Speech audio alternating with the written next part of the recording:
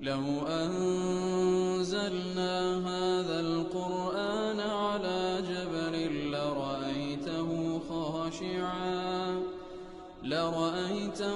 خاشعا متصدعا من خشية الله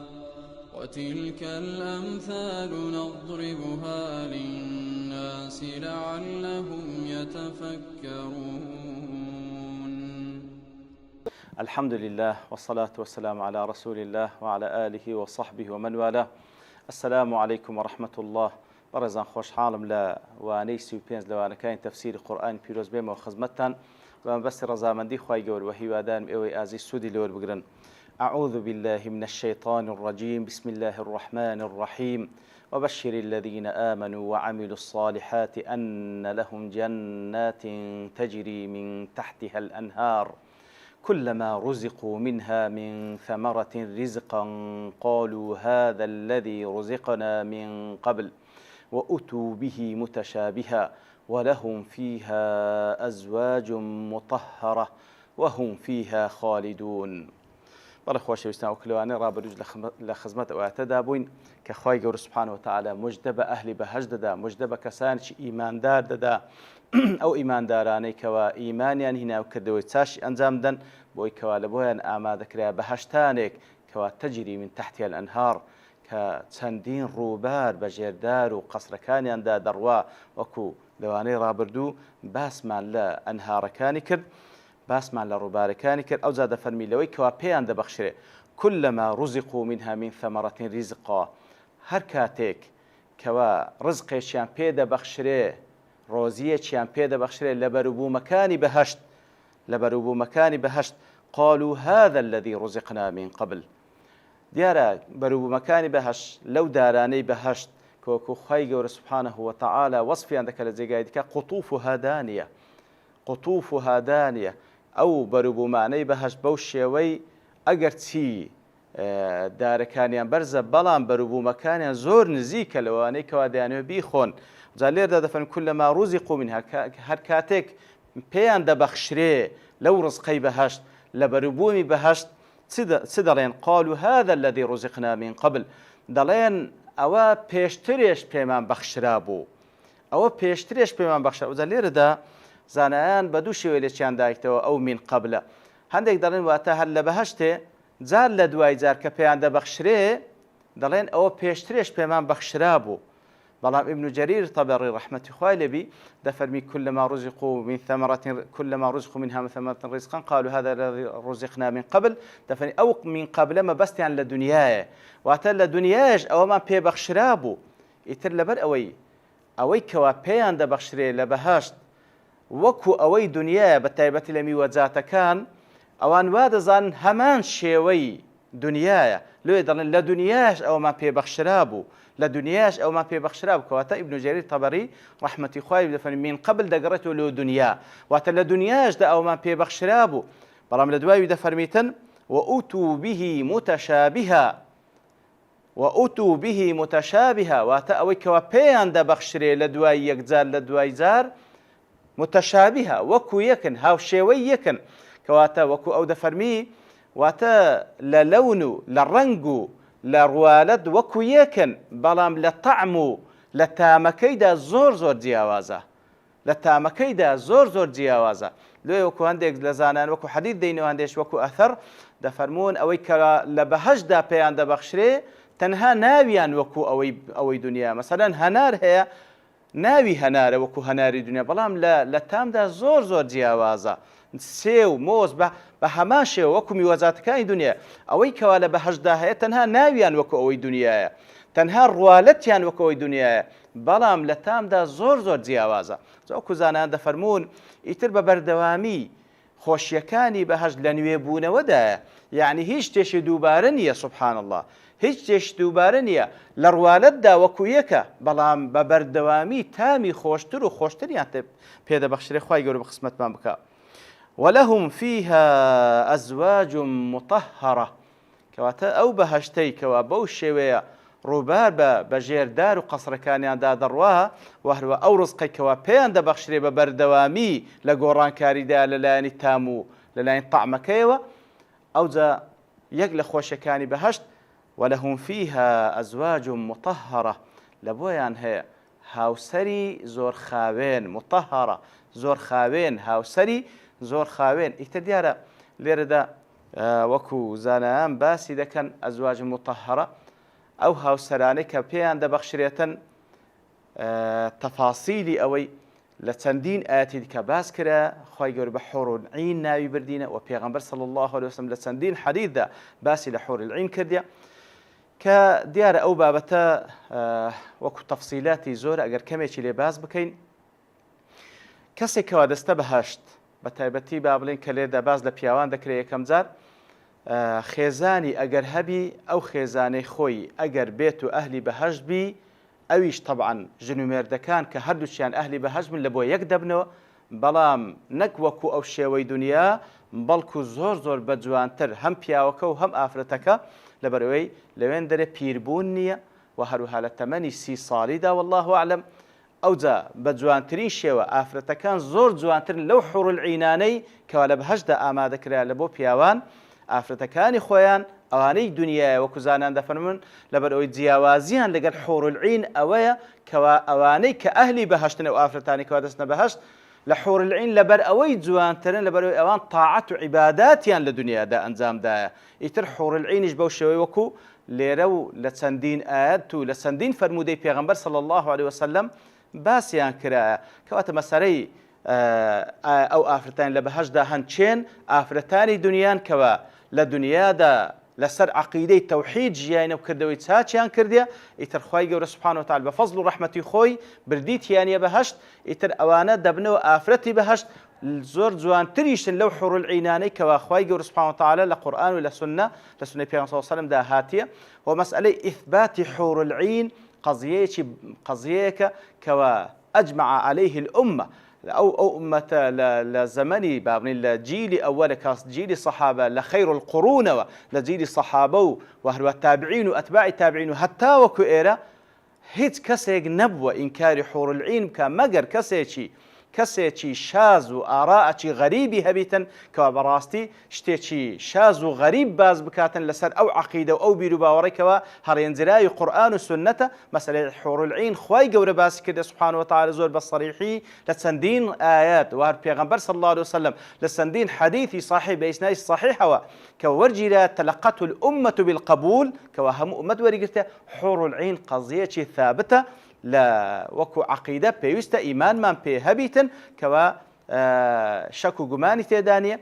إتر خواي جور سبحانه وتعالى كاتك وباسي عندكاتن لوانا قاصرات الطرف وكوصفي عندكاتن أو آفرتاني كوا حور العين تساويان قاصرة لسرديتني بيا وكانيان وتتساويان تجاوزناك لبوي تواشاي بيا ويدي كبكاتن كويش يقلق صفتي كوا همو بيا وش بغيرت بيخوشة أو آفرتي كلبوية وهاوسريوية لغيري ويتمشاي كسيدي كنكاتن وهروكو وصفي عندكاتن لزيجاي دي كذا فهم خيرات حسان أو آفرتاني كوا خيرات واتلخوروشتوا خوروشتيان زور برزة حسان للاي شكلوا شكليان زور جوانا لم يطمثهن إنس قبلهم ولا جان وهروها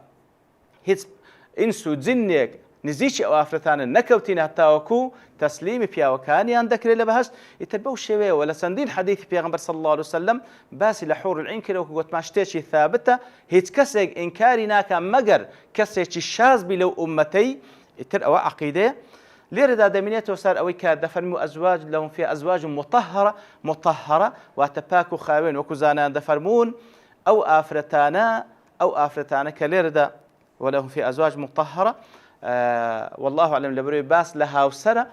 خێزانەکانی خۆشیان دەگریتەوە و هەروەها ئەو ئافرەتانەی بەهەشت کەوا وەکو حور العین خوای گەورە خەڵقی کرد لە بۆ پیاوانی بەهەشت دەفەرمی مطهرە واتە خاوێنن لە هەموو پیساتیەکی مادی و معنەوی لە هەموو پیساتیەکی مادی و معنەوی بە هیچ شێوەیەک صفەتێکی پیسیان تێدانێ شتێکی وای تێدانێکەوە پیا و بێزی لێ بکاتەوە بە هەموو شێوەیەک خاوێنە لە خۆڕەوشت لە قسە لە بەدەن لە هەموو شێوەیەک ئیتر بەو شێوەیە خوای گەورە سوبحانه وتعالى وەصفی دەکەن لەهم فی ئەزواج مطهرة جا لێرەدا بابەتێش کەش پێویستە ئیشارەتی پێ بکرێت لەوانەیە زۆر جاران پرسیار دەکرێت خوای گەورە سوبحانەوە وتعالە لە بۆ پیاوان لە چەندین جێگا باسی لە حور العین کردیە، بەڵام لە بۆ ئافرەتان مقابلەکەی چییە؟ لە بۆ ئافرەتان مقابلەکەی چییە؟ ئیتر بەڕاستی ئەوە پرسیارێکە دەکرێ و زانایانیش وەڵامیان دایتەوە. ئەوەلەن دەڵێن ئەوەی کەوا دەچیتە بەهەشت، لە وەڵامدا زانایان دەڵێن ئەوەی کەوا دەستە بەهەشت خوای گەورە سوبحانەوە وتعالە لە بۆ هەمووان بە پیا و ئافرەتەوە دەفەرمیتن ئەو بەهەشتە ئوعیدەت لیلمتەقین، متەقین پیا و ئافرەت دەگرێت. ئەو بەهەشتە ئامادە کرایە لە بۆ کەسانێکی متەقی، چ پیا و بی چ ئافرەت. لە جێگای دیکە وەکو لە سوورەتی غافر من عمل صالحا من ذكر أو أنثى وهو مؤمن، هەر کەسێک کردەوەی چاک بکە و ئیماندار بی پیا و بی ئەو یان ئافرەت فأولئك يدخلون الجنة يرزقون فيها بغير حساب، ئەوانە دەستنە بەهەشت و ڕزقیان پێدەدرێتن بغير حساب، بەبێ حساب، هەر بەبێ حساب پێیان دەبەخشرێت لە پیا و لە ئافرەت. ولە سوورەتی الزخرف دەفەرمی وفيها ما تشتهيه الأنفس وتلذ الأعين وأنتم فيها خالد. ئەوەی کەوا نەفس پێی خۆش بی، ئەوەی کەوا نەفس پێی خۆش بی، ئەوەی کەوا چاو لەزەتی لەبین هەمووی تێدا لە بۆ پیا و ئافرەت وأنتم فيها خالدون، هەتاش دەمینێنەوە. و هەروەها لە چەندین ئاەتی دیکەش خوای گەورە سوبحانەوە وتعالە باسی لەوە کردەکەوە خۆشیەکانی بەهەشت لە بۆ پیاوان و ئافرەتان ئەوەی کەوا پێیان خۆش بی تێیدا هەیە. ئەدی باشە لۆ باسی نەکردیە، لۆ لە بۆ پیاوان باسی حور العین کردیە، لۆ لە بۆ ئافرەتان مقابلەکەی باز نەکرێ. لە بەرەوەی زانایان دەفەرمون خوای گەورە سوبحانەوە وتعالە مراعاتی لایەنی حیا و شەرمی کردە لە بۆ ئافرەتان، مراعاتی لایەنی بابرێنج حیا و شەرمی کردیە. طبعی ئافرەتەوەی کەوا شەرم دەکات داوای ئەو شتە بکات، بەرەوەی ئەسڵ لە فیترەتی بەشەر وایە کەوا پیا و تالیبە ئافرەت مەطلوبە، پیا و تالیبە ئافرەت مەطلوبە. ئیتر خوای گەورە سوبحانەه وتعالە لێیە باسی لەوە کردێکەوە لە بۆ پیاوان ئامادەکرا لە حور العین لە مقابلەکەیدا باسی نەکردیە، کەواتە لە بۆ ئافرەتانش فيها ما تشتهيه الأنفس، ئەوەی کەوا پێی خۆشە لە پیا و لە ئافرەت تێیدایە، بەڵام لۆ باسی نەکردیە. ئەوەلا لا يسأل عما يفعل وهم يسألون. خوای گەورە هیچ کەسێک نییە بتوانانی پرسیار لێ بکاتەوە لۆ وای کرد لۆ وای نەکرد، بەڵام وەکو حکمت وەکو زان دەفەرمێ خوای گەورە مراعاتی لایەنی شەرم و حەیای کردە لە بۆ ئافرەتان، ئەگەر نا لە بۆ پیا و ئافرەت ئەوەی پێی خۆشە لە بەهەشتدا هەیە. ئەوجا وەکو لە حەدیثێکی صحیحدا لە صحیح ابن حباندا هاتیە پێغەمبەر صلی الله علیه وسلم دەفەرمێ وما في الجنة أعزب، لە بەهەشتدا ئەعزب نییە، واتە ڕەبەن نییە، نە پیاو هەیە بە بێژن، نە ژنیش هەیە بەبێ پیاو. ئەوجا وەکو زانایان تەفسیلی پێدەن دەفەرمون طبعا ئەو ژنەی کەوا دەستە بەهەشت ئەوەی کەوا مێردی کردێ لە دنیا، ئەگەر پیاوەکەشی لەگەڵی چوو بتە بەهەشت ئەهلی بەهەشت بی، ئەوە طبعا هەر دەدرێتەوە پیاوەکەی خۆی، بەڵام بەو شێوەیە وەکو گوتمان هەردوو لە زۆر جوانتر کەوا لە دنیادا لەسەری بووینە و هەروەها تەمەنیشیان بەو شێوەی کەوا پیر نابن وەکو تەفاسیلی دیکەیان باس کردێ. حتا وەکو باز لەوەش دەکەن باش ئەو ئافرەتەی قەدەری خوا چەند مێردێکی کردیە، ماسان مێردی مردیە یاخود مێردی تەلاق درا یاخود ئیتر قەدەری خوای وا بە چەند مێرد، ئەدی ئەو ئافرەتەی کە چۆ بەهەشت لەو کامە مێردیان دەبیتن. ئەویش چەند ڕەئیەک لەسەر والله ئەعلەم دەفەرمی لە بۆ ئاخر مێردی کەوا لەگەڵی ژیایە لە دنیادا هەتاوەکو مردینە لە بۆ ئەو دەبیتەوە. بە هەر حاڵ ئەو ئافرەتەی کەوا دەستە بەهەشت ئەگەر مێردی هەبی لە دنیادا پیاوەکەشی چوو بتە بەهەشت ئەوە پێکەوە هەر ئەنگ دەدرێنەوە یەکتری. ئەوە یەک. دوو ئەو ئافرەتەی کەوا مێردی نەکردیە و مردیە ئەوە لەوێن دەرێ پیاویش هەبووەکەوە لە دنیادا مردیە و بەبێ ئەوەی هاوسەرگیری بکات لەوێن دەرێ خوای گەورە دەیانداتە یەکتری، لەوێن دەرێ خوای گەورە دەیانداتە یەکتری. کەواتە هیچ ئافرەتێک و پیاوێک نییە لە بەهەشتدا بێ هاوسەر ببینێنەوە. ما في الجنة أعزب أو قاعدەیەکی عامە پێغەمبەر صلی الله علیه وسلم باسی دەکاتن وەکو گوتیشمان ئەو ئاتانێکەوە خوای گەورە باز لە خۆشیەکانی بەهەشت دەکات لە بۆ پیا و ئافرەت فيها ما تشتهيه الأنفس، ئەوەی کەوا نەفسیان دەیەوێت پێیان خۆشە خوای گەورە پێیان دەبەخشیتن، بەڵام کە وەکو دیسانش دەڵێنەوە لۆ باسی نەکرا لە بۆ ئافرەتان وەکو لە بۆ پیاوان باس کرا لە بەرەوەی خوای گەورە مراعاتی لایەنی شەرم و حەیای کردیە. ئەوجا ئەو هەموو خۆشیانەی باش کە لێرەدا کەمێکی باس کرا وهم فيها خالدون، ئەوجا ئەوان هەتایە دەمینێنەوە. دیارە خۆشیەکانی بەهەشت بەوەی تەواو دەبی کە هەتایە دەمینێنەوە، لەبەرەوەی لە دنیادا هەرچەند خۆشیت پێ ببەخشرێ کاتێکەوە بەبیر دێتەوە ڕۆژێک لە پێشکەوە دەمری هەموو خۆشیەکان لێ تێک دەدا، بەڵام خۆشیەکانی بەهەشت بەوەی خۆشتر دەبیتن کەوا هەتایە دەمینێنەوە. لە خوای گەورە دەپاڕینەوە لەو کەسانە بین کەوا ئەهلی بەهەشت بین خالدا مخلدا هەتا بمینێنەوە وخوای گەورە سبحانه وتعالى گەورەترین خۆشی بەهەشت پێمان بەخشی کەوا شادبوونەوەیە بە دەیداری وجهی رب العالمین و هەروە بەدەستهێنانی ڕەزامەندی ئەو. سبحان ربك رب العزة عما يصفون وسلام على المرسلين والحمد لله رب العالمين. لو أنزلنا هذا القرآن على جبل لرأيته خاشعا متصدعا من خشية الله وتلك الأمثال نضربها للناس لعلهم يتفكرون.